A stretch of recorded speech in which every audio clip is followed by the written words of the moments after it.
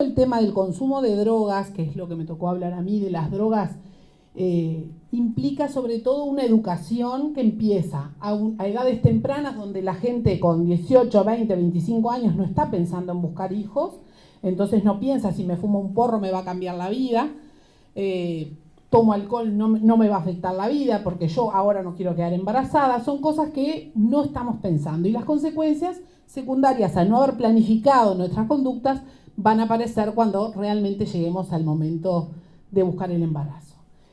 ¿Por qué importa tanto el tema del consumo de drogas, sobre todo la marihuana, que es lo que más nosotros vemos en la consulta?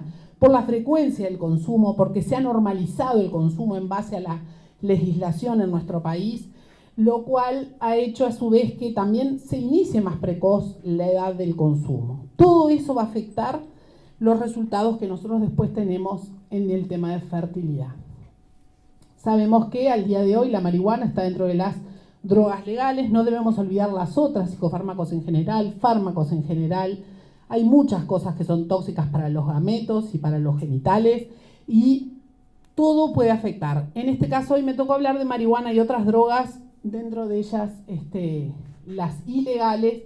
La más frecuente, la pasta base de cocaína y la cocaína. Las otras drogas tienen baja incidencia de uso en nuestro país, por lo cual voy a hacer un raconto muy leve de ellas. En la edad reproductiva, la droga más usada por lejos es la marihuana. Hoy uno camina 2 cuadras y no se cruza con total normalidad con alguien que está fumando un porro. Eso es lo que demuestra la importancia de prevenir, porque cada vez es más natural y esa naturalidad que antes hacía que la gente de repente consumía escondidas, no veíamos con tanta incidencia este factor como causal de dificultades de reproducción. A lo largo de los futuros años, esto va a afectar en forma severa. ¿Qué genera en la mujer? Genera una disminución de las hormonas folículo estimulante, de la LH, de la progesterona, de la prolactina y se asocia habitualmente a la anovulación. ¿Eso pasa por fumar un porro aislado? No, habitualmente cuando hay un consumo habitual de por lo menos 3 veces por semana. Cuando la mujer suspende el consumo, recién después de 6 meses de haber suspendido, se logran ciclos ovulatorios normales. En el hombre se produce un montón de cambios, dentro de ellos una disminución en el volumen seminal, una disminución en el número y en la movilidad de los espermatozoides, la disminución en la reacción acrosomal, se ve un mayor consumo de oxígeno de las mitocondrias cuando hay presencia de THC y lo que se ve es en consumidores con una mayor intensidad, hasta 4 veces en la semana, recién ahí se ven ese tipo de cambios. O sea, un consumo ocasional, aislado, no va a generar cambios groseros. Con respecto a los tratamientos, lo mismo que mencionaba hoy Marisa, ¿qué nos va a implicar? Nos va a implicar que vamos a tener un menor número de ovocitos, se precisan dosis mayores de medicación para lograr los mismos números en cuanto a logros de ovocitos, y a su vez, en base a la calidad de esos ovocitos, se consiguen menos embriones, así como menores tasas de embarazo. No debemos olvidar que así como hablamos de la fertilidad, nosotros queremos que las mujeres queden embarazadas, pero queremos que tengan hijos sanos. Y el consumo muchas veces pasa que llega a través de que nosotros vemos el tema del aborto repetido y demás, y se han hecho distintos estudios buscando como causa de abortos repetidos el consumo de marihuana, no siendo posible identificar eso. Sí se ha identificado la disminución de peso, al igual que con el tabaco, la disminución del peso y la talla en las mujeres consumidoras habituales con respecto a la marihuana. La cocaína, si bien uno quizás les parecía como que era algo mucho menos frecuente, desde que nosotros tenemos la necesidad de hacer una historia bien detallada, empezamos a ver que muchas veces llegamos al diagnóstico retrospectivo, porque, por ejemplo, se encuentra en el hombre un espermograma con alteraciones y cuando uno hace detalladamente la historia, surge que ese número de espermatozoides alterados se encuentra porque había un consumo importante de cocaína años previos. En la mujer se puede ver también niveles disminuidos de progesterona en la etapa lútea, lleva a ovulación y lleva a degeneración folicular. ahí lo que les quería comentar. En hombres con recuento espermático menores a 20 millones por mililitro, el hallazgo del consumo de cocaína 2 años previos es el doble de el hallazgo en hombres que tienen recuentos mayores. O sea que son hallazgos que la gente ni siquiera lo nota como algo que pudo haber sido capaz de generar nada, ni siquiera lo cuentan, porque eso no es un problema. Yo consumía, pero yo dejé de consumir, no es una enfermedad, no es un problema. Entonces se normaliza y se omite. Por eso es muy importante la historia detallada.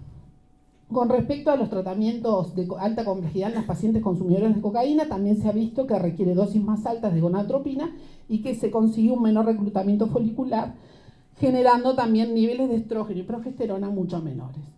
Respecto a la cocaína en sí y el embarazo, todos sabemos los efectos deleterios. Es muy importante tener claro que la cocaína durante el embarazo implica tasa de aborto mucho más alto, con una tasa de aborto cercana al 40%, niveles bajos de progesterona, pero a su vez el efecto vasoconstrictor que genera la cocaína lleva a que se altere el flujo útero-placentario y ello también afecte. En el embarazo sabemos que además del aborto en sí mismo, la incidencia de prematurez en las consumidoras de cocaína lleva a rotura de membranas, parto prematuro, desprendimiento placentario, restricción del crecimiento e hipertensión. Todo lo que lleva a que el pronóstico reproductivo de una mujer consumidora de cocaína sea malo. ¿Qué otras cosas se asocian? El uso de otras drogas y a su vez el mal acceso a los servicios de salud. Nosotros sabemos que el consumo de la cocaína no es lo mismo habitualmente cuando se produce en forma habitual y los pacientes quedan alejados, a veces en situación de calle, otras veces uno parece como que es de algo que no nos toca a nosotros vivir, pero son cosas de todos los días que desgraciadamente se ven con más frecuencia. Los efectos fetales, que es una de las cosas que siempre preguntan las pacientes, mi pareja consumía tal o cual cosa, siempre uno trata de echarle la culpa al otro. Y nosotros como somos ginecólogos, lo primero que llega es la mujer y te hace el comentario. En realidad, sobre la marihuana no hay determinación de que aumente la incidencia de malformaciones fetales notorias, más que si se asocia a otros consumos, como por ejemplo el alcohol, que sí sabemos que es dosis independiente. En la cocaína sí se ven efectos que pueden llevar a malformaciones, cambios hemodinámicos a nivel fetal, alteraciones respiratorias. El síndrome de muerte súbita del lactante es mucho más alto en las familias donde se produce consumo de cocaína, y después alteraciones como la enterocolitis y la atresia ileal, que son el recién nacido, obviamente, pero todos elementos que llevan a que no tengamos el fin que nosotros buscamos, que es ese hijo sano tan ansiado. En la heroína, nosotros en nuestro país no hay casi registro con respecto al consumo de heroína, pero lleva un hipogonadismo hipogonadotrófico, por lo cual la misma lleva a amenorrea y disfunción sexual asociada. Vemos a su vez, por la forma de uso, que en su forma habitual es vía intravenosa, mayor riesgo de asociación a infección por HIV, así como de otras infecciones. En el hombre lleva también a un hipogonadismo con disminución de la libido, disminución de la función eréctil y bajos niveles de testosterona. A nivel del espermograma vamos a ver alteraciones en la movilidad, número y morfología de los espermatozoides. Un parate especial llevan las drogas de diseño, que es lo que está de moda ahora en la juventud, y que en realidad no hay muchos estudios. Son las drogas que se llaman dependientes. Se creen que porque como uno las diseña puede modificar los efectos que generan, y yo tomo cuando quiero y no pasa nada, pero sí se ha visto que modifica a nivel de el espermograma el número de espermatozoides y la movilidad de los mismos, y que también bajan las tasas de embarazo. Esto fue una visión así, super flash, porque no queda nadie, sino, pero lo que más nos importa es la prevención, que es educar a la población en general y difundir entre colegas, que creo que es lo más importante, porque muchas veces pasa que la gente anda dando vueltas sin tener mucha noción y no nos dirigen a la gente en forma oportuna para poder actuar sobre estos temas.